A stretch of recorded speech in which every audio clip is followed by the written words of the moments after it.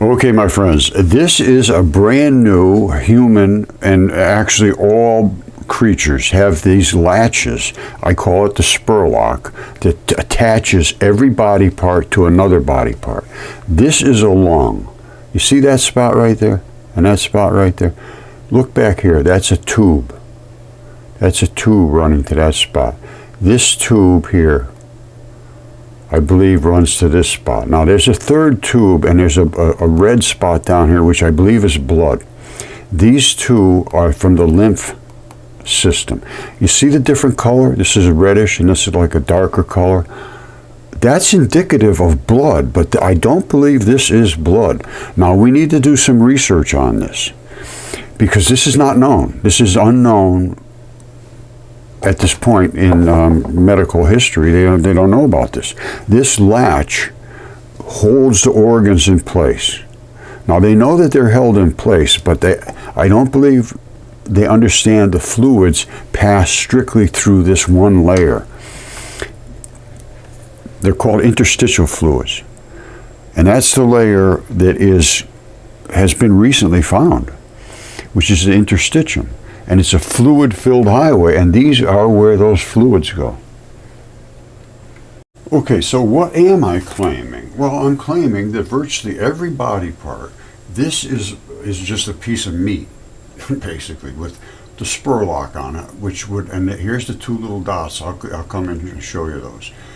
That's the Spurlock latch, and it was a piece of meat, and this latched it into some other part in the body somewhere. Now, the one below here is a lung, and that I have showed you. These are the two little tubes. You see these two little tubes? I'm going to run this for 1 second, and you'll see. I'm going to try to stop it at the right point. You'll see the shadow come across, and you'll see those are holes. Those are not just spots. Now, I'm going to try to stop this. All right, you see it? I just turned the lights off, and there they show up as the spots coming from these tubes.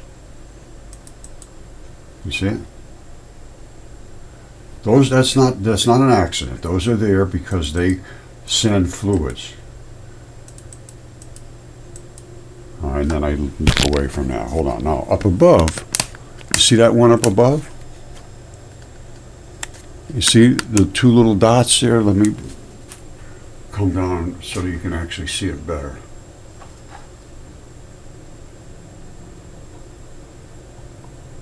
You see those two little white dots? Right there. That's the fluids. Now you really can't see the tubes in this. They're inside the fascia.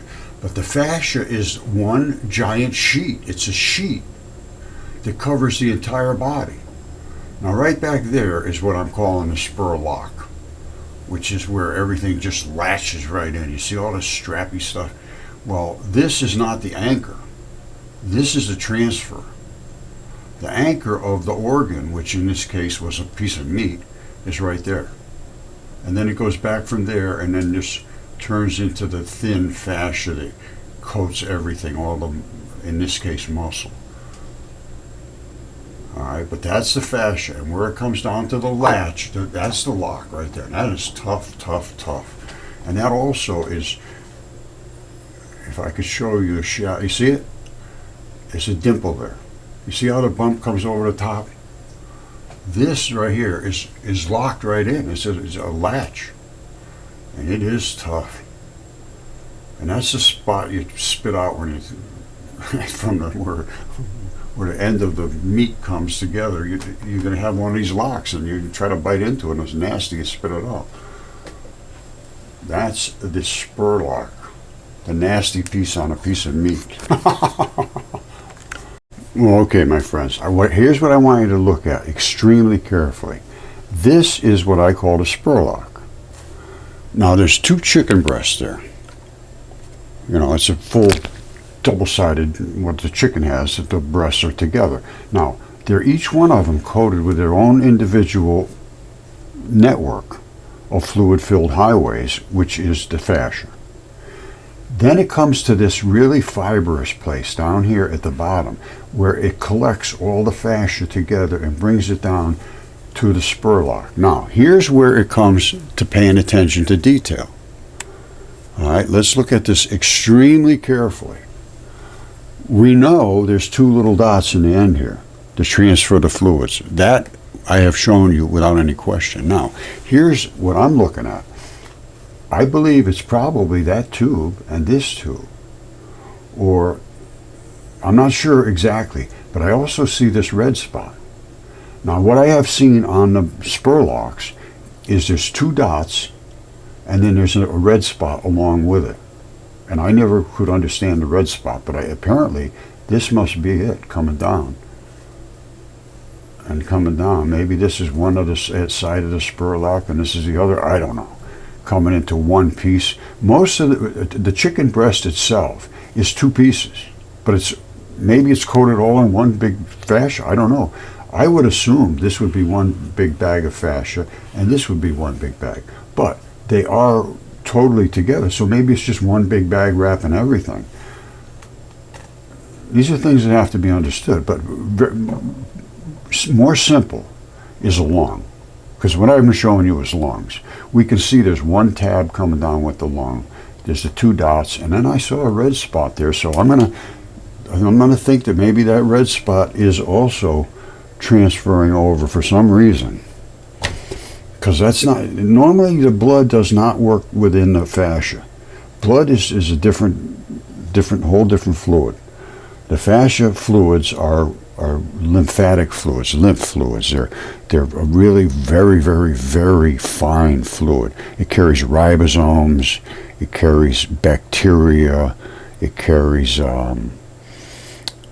very fine things only. It can't carry any big stuff. The blood's made for the big stuff. Yeah, I can't see that there's any difference at all. You got your red spot coming down into the Spurlock, and you've got the lymph fluids coming down as well. Here's the Spurlock up above in that eroded lung, that little tiny eroded lung.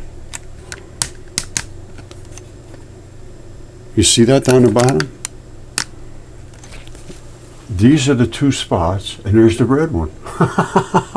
And these are the three tubes coming out from that layer. It's coming from that one layer. This is not part of anything else. It's part of that one layer. This is a complete new organ that's never been known about. And right there is where the transfer of the fluids go. Now, this brings up the point. This could point to a lot of understanding about the diseases and cancer specifically, because this layer is the protective layer. It's the membrane that coats all your organs. Once you penetrate that membrane, you get cancer. Okay, the gig is up. It is, as far as I'm concerned, proven. Those are the two little spots. This is the Spurlock. This is on a lung that's been completely stripped of all the pleura, and the only thing left is the Spurlock and the alveoli. These are all alveoli, and underneath the pleura, the whole coating of that lung is gone. I'm going to show it to you. It's not human, I don't think. It's not constructed at all like a human lung, but it's very, it's a roundish one. I'll show it to you right now. But that right there is where those fluids go. And I see two different colors. That tells me something's going in and coming out. Normally you see with the red and the black blood, but this is not blood. That is the fluids that are in this interstitial highway. All right, so what are we looking at here? This is a lung. That's the latch. Now I'm going to turn the lights on. Now I'm going to show you right what we're looking at in the microscope right there. That's the lung. And you say, that doesn't look like a lung. And I say, well, it doesn't look like the normal kind of lung I show, but that is the Spurlock. Of that there is, whoops, where'd you go? Where'd you go? Help. Help, I'm lost. Here it is. That's the Spurlock right there. And that's where the plumbing would have gone in, but everything's stripped away. All of these little dots here are different alveoli, and they're different transition metal bloods, and you're going to see all kinds of different colors. I'll put a little water on here and you'll see they pick up metals, but that is all by itself is the Spurlock. And you just saw the two little holes in it. It's all by itself. And I think I can see the two tubes coming down to it too. This is a completely new organ system. Now let me see if we can see the tubes on this side. I think I see them. Oh, I know I can see the holes. And I thought I saw the tubes. Let's look back at that side. And we'll look at this to see where the entry tubes would have gone in. But that's a lung from something. Some kind of creature in the creature's body, and that latched it in so that it could float around in the body, but it wouldn't get ripped out. That's the latch, Spurlock. All right, this is the side that latches to the next thing. These are the two little holes right here. This looks to me like there's some kind of a blood supply area that maybe fed some blood in here, I don't know. But I'm looking at these here, whether these are just fibers that are from the latch or whether they are actually tubes that fed, I don't know. But I'm also looking back at these. I see a hole there. And I think I'm going to come in as close as I can get to it and see what we can find there. And I think there's probably a hole here. And those two were what ran up to this and to that. So then they broke off of what the fascia would have been coating here. They would have coated everything. These are all the alveoli. I'm going to put a little water on there. You'll see some fabulous looking colors. Hold on. You see these, all of these little, like they look like grains of sand.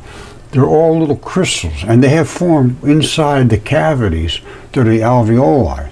And the reason is because there's a lot of blood in this, and the blood metals crystallize, and they turn into these different colors. I mean, look at some of them. There's all kinds of different colors, because they're all different transition metals. You see it? And sometimes they're, it depends on how much blood is in here and so forth. Now, here's the key. I'm sorry it's too wiggly, but that's just the way life is. See some of these colors up here? Fabulous looking stuff. And sometimes in big lungs, you get these crystals that are the big jewelry things. Now, let's come over here. Hold on, I gotta sink this in. Yeah, I'd be surprised if this isn't correct. I say that is one tube, and that's the other tube, and we're going to be able to see those two going in. And there are two different types of fluids. You see the different colors at the end? That is the transfer of the fascia fluids, as far as I'm concerned. Okay, this is as close as I can get. That one there, I'm like 99% sure that's feeding the darker side up here, and this one here is feeding the other, that color up in front.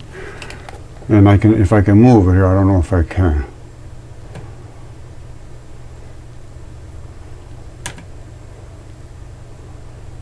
Come on, baby. Now I gotta refocus here, if I can.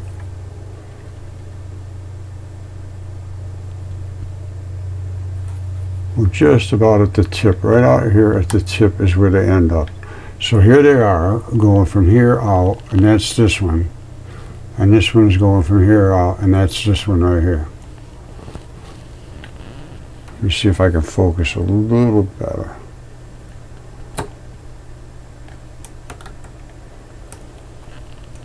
This one and this one are the two. And they're two different colors here, and they're two different colors back here, and these are the tubes that run out. So as far as I'm concerned, this is the transfer point to send the fluids to the next organ. Let me come out a little further so that hopefully I can make it a little clearer.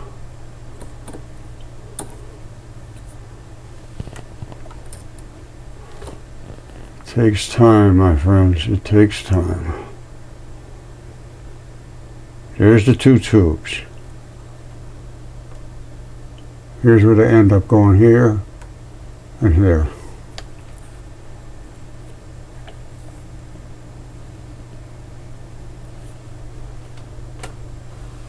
They come right up to here.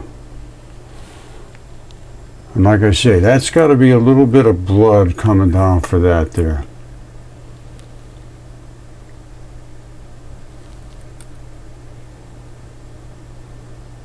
But these two are the ones that I'm talking about, the fascia transfer. Okay, this is that little lung that I showed you where the two little spots go out, and it's completely devoid of any pleura whatsoever. Now, this is where the plumbing is, right in this area here. All right, I just put a little water on there. Sometimes it makes it show up better. But it's completely devoid of any of the coating, the membrane, they call it pleura. It's a real dense, rubbery membrane. But underneath is all these little places where there was air would have gone in there, and it would have transferred oxygen into the blood, which is surrounding this area. So when the thing died, the blood just stabilized in these places. You see all these little holes there? That's where blood ran through between the alveoli. These are the alveoli. You see all these little cavities? That's where the blood ran through. I have another one here. It's cut, and I'm going to show it to you right now. It's cut right in half, and you can see all these colors, and then you can see also the blood mixed in with it. It's another small one. All right, this is amazing. I didn't notice this before. This is the Spurlock on this lung that is cut in half. You see the little latch coming down, coming down, coming down? Let me focus it in here. Hold on.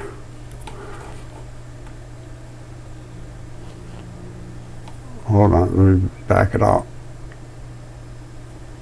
All right, look. Now watch. It comes down. Look at this. There's the two holes right down here.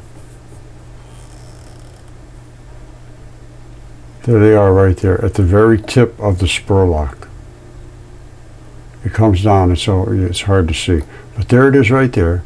It comes down, it comes down, it comes down, it comes down, it comes down. And right at the very end is those two little holes, you see them? Right there. That's what transfers the fluids to the next one. Now I'm going to show you what this looks like. I have it cut in half. Now don't forget, that's the Spurlock. Isn't that amazing? Let me go into a long shot of this. You won't be able to see the holes too good, but you should be able to see all the rest.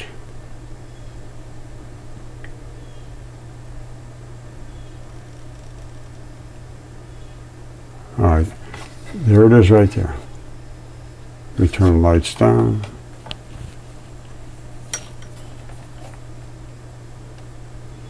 Just like the other ones. And it's on a stripped down lung, and I'm going to show you that lung in a second.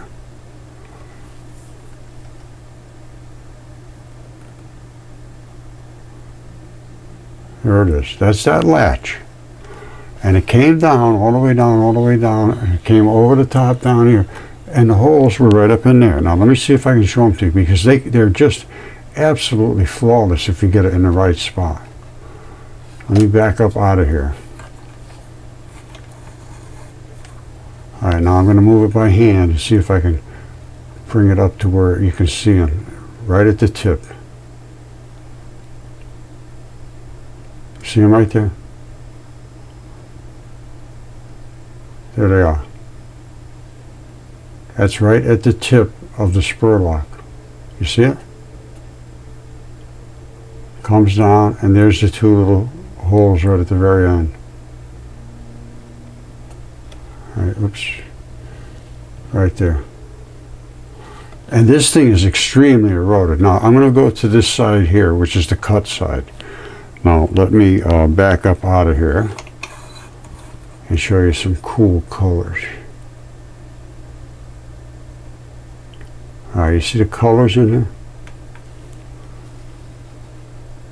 Those are transition metals. All right, now, if I turn the lights up a little bit, you'll see maybe a little more color, a little less, I'm not sure. It goes both ways. But you can see all the colors. Now, So what are these colors and what are all these crystals doing in a big ball like this? Well, as I said, every one of these are alveoli. Now I'm going to put a little water on there. Look at how quickly it hydrates. Now you see all those shiny spots? Let me just dry it up for a second.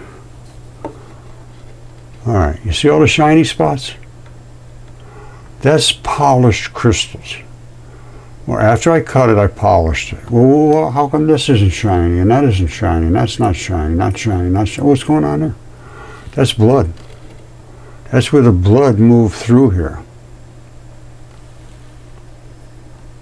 All right, that's where the blood transitioned through this lung and deposited its oxygen into these alveoli.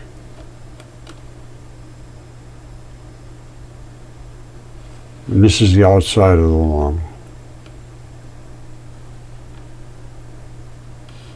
Those are all little balls. See that one down there? It's a ball of blood.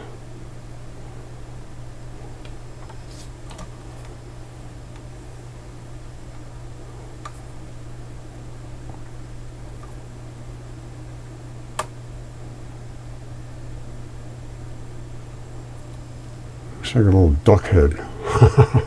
That's an artery. That's the blood that was feeding in here. That's a good sized blob of blood.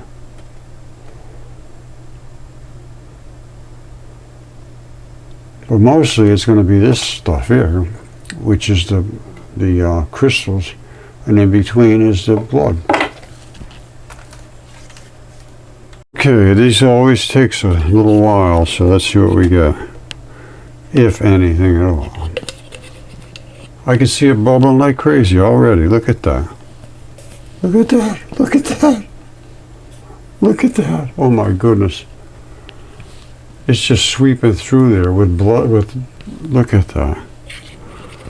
It's about as quick as they ever get. Usually they take a few seconds to get started. My goodness. And that is very, very reactive. Let me come right down on there. Catalase is when the hydrogen peroxide bubbles off one of the oxygens. And that's exactly what's going on there. It's extremely strong reaction. And I know there's blood in this thing because there's moss growing out of the arteries.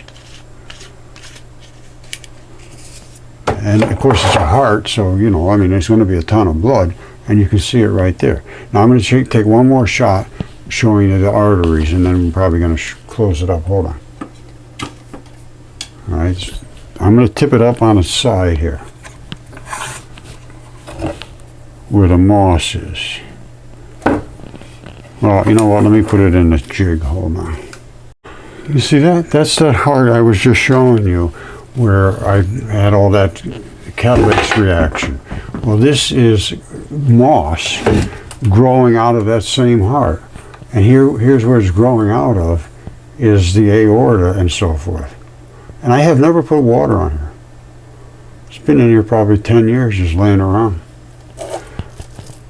You see that? I've never put water on there.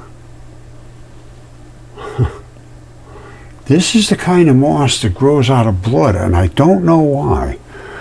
Now, this is not extremely green. It hasn't been in the light or anything. But it's moss. There's no question about that. Now, that's, I believe, the aorta. And then there's another tube that runs in there, and another one that runs in there with a different type of blood. See that color? You see the little white flaky stuff? That's the fascia. And there's another one somewhere over here. There's a whole lot of plumbing in the heart. And this is the top end of the heart where the plumbing is. Now I'm going to try to move this out of the way. You can see. It's just growing right out of these holes. No, as far as I'm concerned, there's no denying it anymore. These are the two spots at the end of this Spurlock on my DNA-tested human lung, and it's flush with blood. Now coming back from that Spurlock, coming back up this way, you see how this is the same structure as the other one. Now coming up over the top onto the lung, up in here is where that latch is. This is going to be hard to adjust here. But up in here is where the latch is. Now I'm going to flatten it out on the top of the lung right here. And you see all this pleura? You see all that white pleura? Let me do a little adjusting here, because this is where the Spurlock is right here. That I just showed you where the two tabs are. It comes up over the top, back to here, and that's where the actual latch is, right up in this area somewhere. Now the rest is all fabric. You see, when I say fabric, it's like a rubber bag. And this is all the fabric fibers that are in it. You see?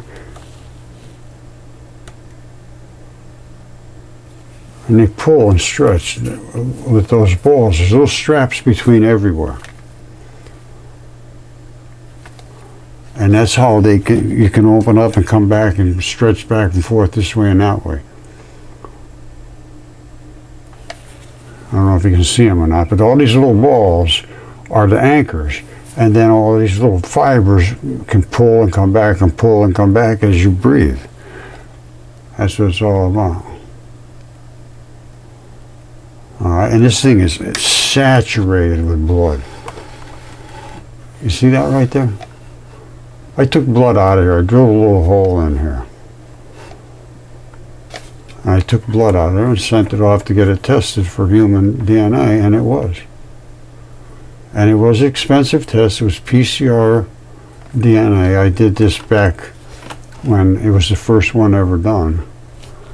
And it was 10 years ago. And it came back quite solidly as human DNA. Now watch this. I'm going to put some water on it. You want to see blood? That's just, it instantaneously turns into blood. That's solid blood. Watch, I gotta get my little probe here. Watch this. You see how that dried up so quick? Blood absorbs water like you just can't even believe. Watch. I'll put a little more water on there. I'm sure you can see that. That is about as bloody as you can ever get. Now watch this. I'm just barely touching this. I'm not scratching hard at all. Look. I'm just barely rubbing over the surface. It's just turned into blood. And here's a place where I drilled a hole. Whoops. Right there.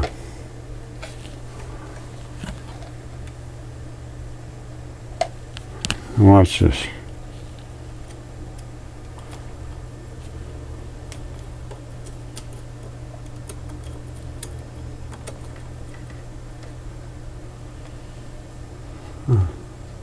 It's just red blood. The whole thing is just saturated with blood. They say, oh, you can't get blood out of a rock. Come on. Wake your little self up. We have been misled, my friends. You want to see that turn into a bucket of blood? Watch this. Hold on.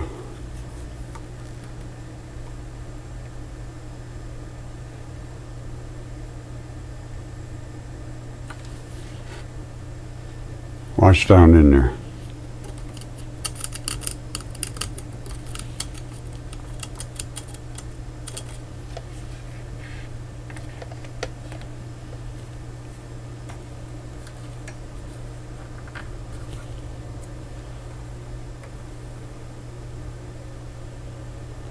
You see it?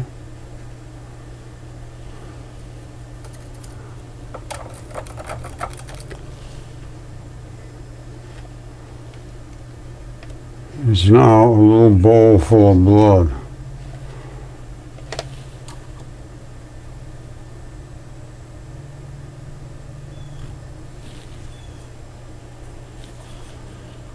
Yep. That's what we got. And they can give, they say, oh, you contaminated it. No, it was excellent quality. It was dense. He said it was like a lot. It was very heavy blood.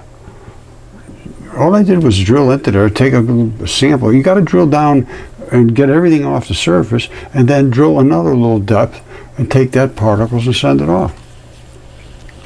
Okay, what I just showed you is the fluid-filled highway that runs through the fascia, which I originally was investigating this because of fascia-facilitated fossilization, which is my paper I wrote in 2015. So I just asked chat, did Roger Spurr write about a network of fluid-filled spaces creating a giant system made of collagen and elastins in his paper called Fascia-Facilitated Fossilization 2015? And it says Roger Spurr worked primarily around the concept of fascia-facilitated fossilization and explores how fascia, a connective tissue, might play a role in fossilization process. While he has discussed the idea of fluid-filled spaces within a fascia, his focus is primarily on how the fascia can preserve organic structures through a mineralization process over time called nucleophilic substitution and invasion.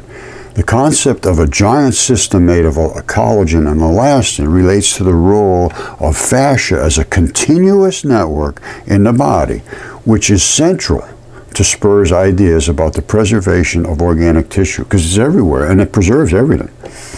In his discussions, he emphasizes how the fibrous network of collagen and elastins within the fascia can create conditions that lead to detailed fossilization. I mean detailed. This network can potentially encapsulate and protect structures, allowing them to become fossilized while maintaining a degree of their original form, sometimes exact.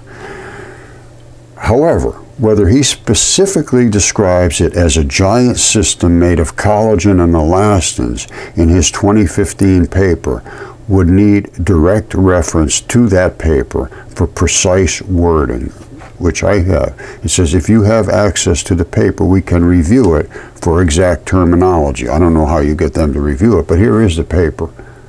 This is academia. They're watching what I'm doing. There's no question. I got 6,664 mentions about my work in academic papers, and I just recently one on fossil fuels. But the paper is this right here, fascia-facilitated fossilization. And this just came in, another one on the fossil fuels.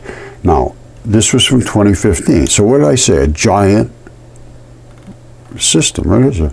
Creating fiber and elastins in a sheet that wraps everything individually and then comes together as one giant system.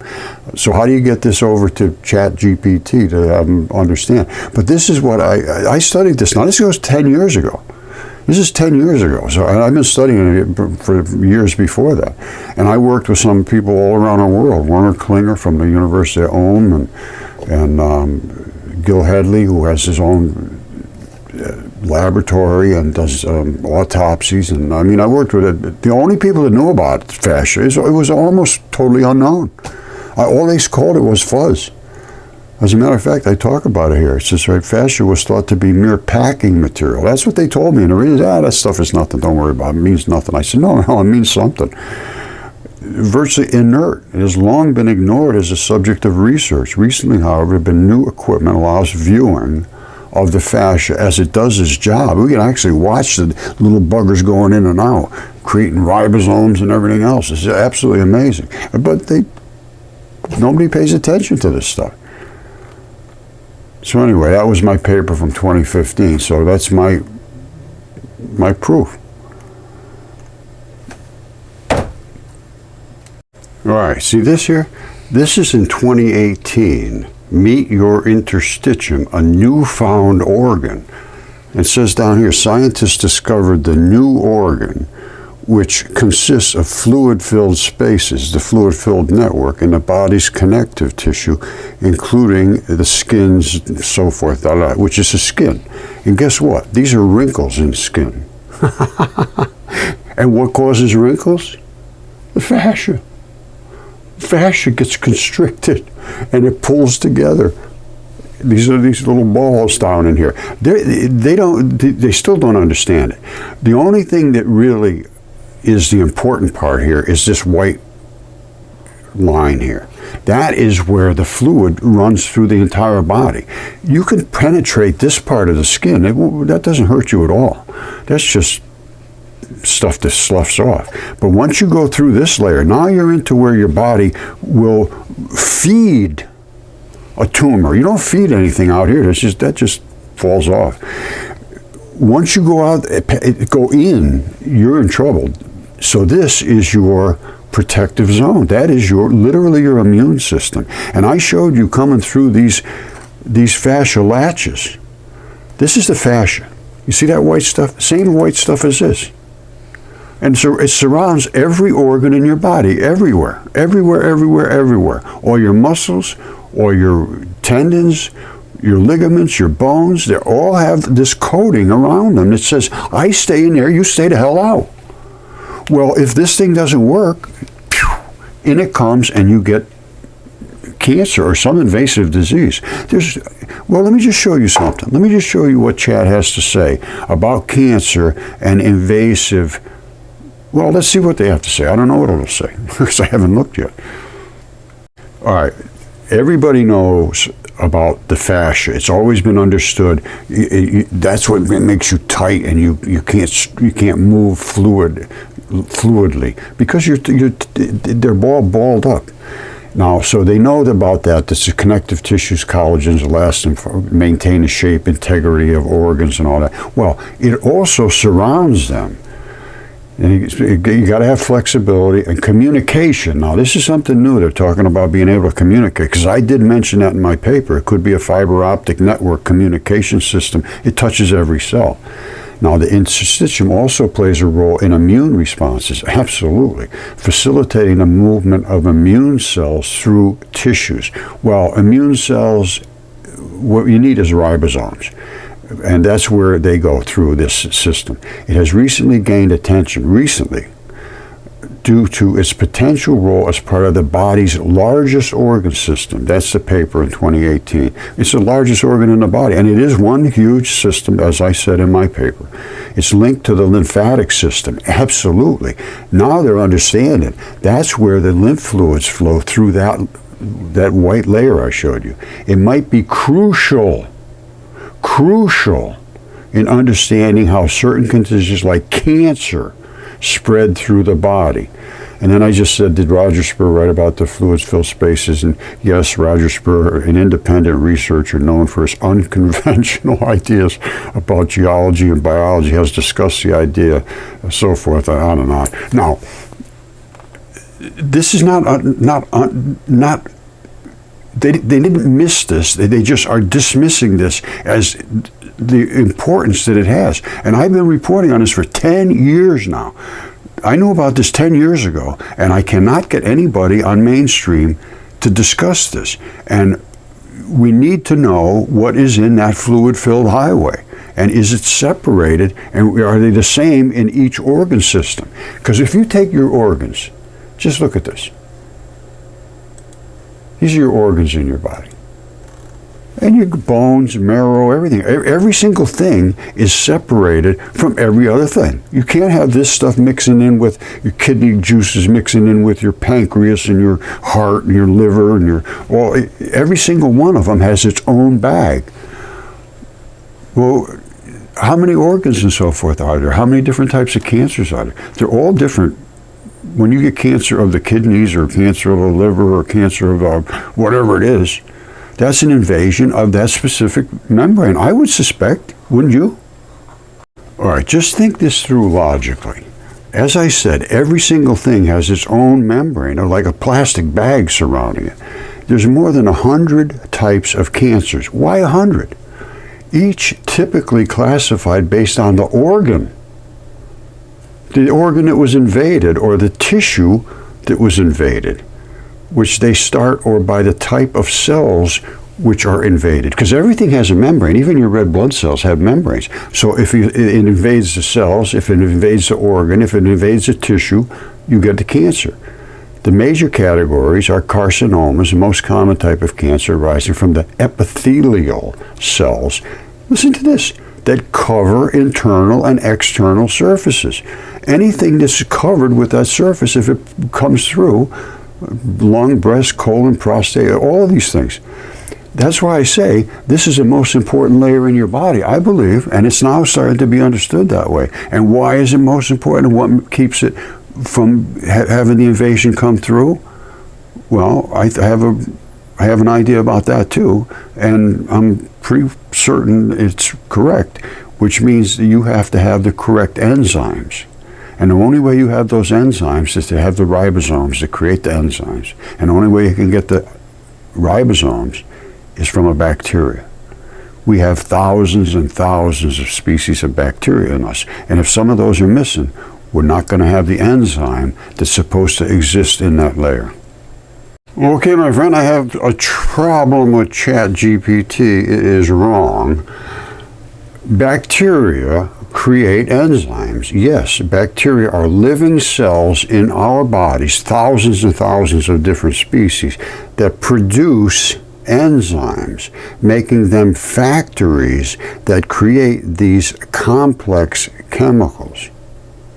All right, bacteria produce a wide range of enzymes that can be used in many catalytic reactions. Well, how does an enzyme get created? It comes from a ribosome. What does a ribosome come from? From a bacteria. However, ChatGPT, my good friend, at this particular time is wrong.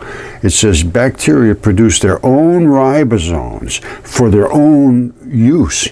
It says while bacteria do not produce ribosomes for other organisms, yes they do create their own ribosomes to maintain their own protein synthesis process.